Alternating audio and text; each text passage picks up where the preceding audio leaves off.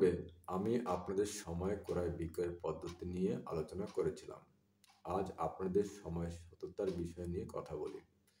ছোট থেকে আমরা একটা কথা শিখে বড় হয়েছি, আর সেটা হলো চিরন্তন সত্য। যদি বলা হয় তখন বলি time and date wait for none, বা মানুষ মরণশীল, কিংবা সূর্য পশ্চিম দিকে উঠে পূর্ব দিকে অস্ত যায়। চিরন্তন কথার মাঝে আপনারা কি কোনো মিল খুঁজে পেলেন? জানি অতটা গভীরভাবে কখনো ভাবেননি।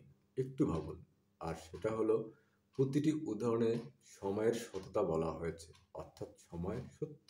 ধরুন আপনি মনে করছেন আপনার সামনে কথা বলা মানুষটা মিথ্যা বলছে, তাহলে তাকে আপনি 3টি প্রশ্ন করুন।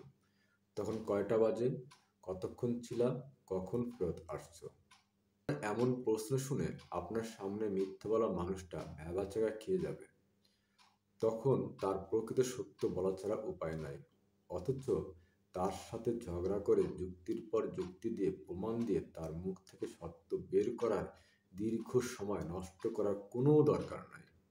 সহজে যে সত্য বের হচ্ছে সেটা এত কষ্ট করে তথ্য প্রমাণ জোগাড় করার কি দরকার? আর যদি সে চুপ করে থাকে, তবে সিদ্ধান্ত আপনার। তবে আমি একটা কথা সবসময় বলি, সত্য একদিন সময় প্রকাশ করে দেয়, শুধু আমাদের ধৈর্য ধারণ করতে হয়। অতএব বুঝতে পারছেন তো সময় বিনিয়োগ কতটা জরুরি। একটা ফান করি, স্বামী স্ত্রী প্রেমিক প্রেমিকা, আপনাদের কাছে আমার অনুরোধ, আপনারা এই পদ্ধতি প্রয়োগ করবেন না। আর যদি করেন তবে লয়াল থাকবেন একে অপরের কাছে। আজকের মতো এ পর্যন্ত। দেখা হবে আগামী পর্বে। সে পর্যন্ত ভালো থাকবেন। ধন্যবাদ।